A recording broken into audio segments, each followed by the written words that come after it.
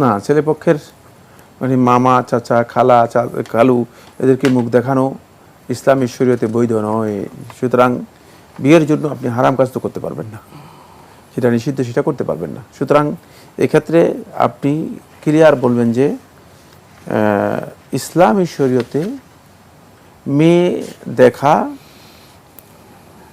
এটি এখতিয়ারি বিষয়, দেখতেই হবে এটা নয়।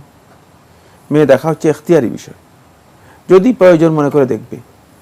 আর এখন যেহেতু ছবি আছে, ভিডিও আছে, অডিও আছে, তারপরে বায়োডাটা আছে, সব কিছু এখন মানে একেবারেই পুঙ্খানুপুঙ্খ বিবরণ দেওয়া যেতে পারে। সুতরাং এখন আমি মনে করে থাকি যে মেয়ে দেখা এবং মেয়ে দেখা নিয়ে যে ঘটা করা, এগুলো ইসলামী শরিয়ার মূল চেতনার সাথে সাংঘর্ষিক, ইসলামী শরিয়ার মূল চেতনার সাথে সাংঘর্ষিক। আর এগুলো আমাদের সমাজে এমন পর্যায়ে নিয়ে যাওয়া হয়েছে, মনে হয় যেন গরু ছাগল বিক্রি করার মতো, মানে এই ধরনের একটা অবস্থা। এটা মানুষের মানের সাথে মোটেও যায় না। দেখা যায় রাসূলুল্লাহ সাল্লাল্লাহু আলাইহি ওয়াসাল্লাম বলেছেন যে তোমাদের মধ্যে যে ব্যক্তি মান আরাদা মিনকুম আন ইয়াফআল ফালইয়াফআল, যে ব্যক্তি এটা দেখতে চায় সে যেন দেখতে চাইলে, ইচ্ছা করলে, যেহেতু বিবাহ করার জন্য, আগ্রহ বৃদ্ধি হওয়ার জন্য একথা বলেছেন।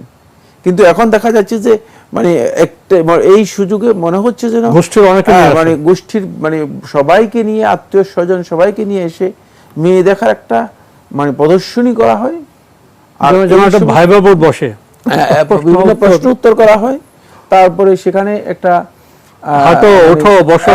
এমন একটা আচরণ করা হয় থাকে যে আচরণটি ইসলামী শরিয়ার মানে সরাসরি লঙ্ঘন, এবং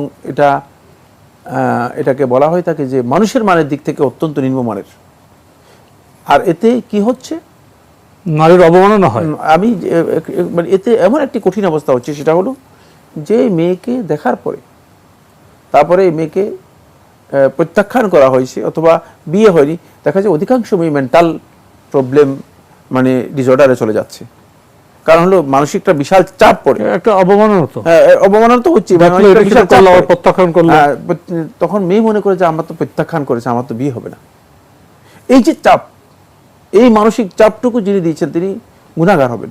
এবং আমি মনে করি যে ইসলামী শরীয়ত আসলে এই কারণে মেয়ে দেখার বিষয়টি অনুমোদন দিয়েছে, এটা সঠিক নয়। ইসলামী শরীয়ত অনুমোদন দিয়েছে যে বিয়ের সবকিছু ফাইনাল হবে বিয়ের প্রতি আগ্রহের জন্য, সেটাই মানে সব ঠিকঠাক হয়ে আগে তো ইনফরমেশন নিবে, সব ঠিকঠাক হয়ে যাওয়ার পরে এখন বিয়ে করবে, এই আগ্রহটা বৃদ্ধি করার জন্য শুধুমাত্র ছেলেকে অনুমোদন দেওয়া হয়েছে, ছেলেকে অনুমোদন দেওয়া হয়েছে। তাও এর পদ্ধতি সরাসরি দেখা নয়, সরাসরি দেখা নয়, মানে সুযোগ হলে যেভাবে সুযোগ হয় সেভাবে দেখার জন্য বলা হয়েছে। ওই বিশেষ করে বিয়ের ক্ষেত্রে ওই অতটুকুর মধ্যেই সীমাবদ্ধ থাকতে হবে, এর বাইরে যদি সীমা লঙ্ঘন করে তাহলে নিজেও ক্ষতিগ্রস্ত হবে, অন্য ক্ষতিগ্রস্ত করবে।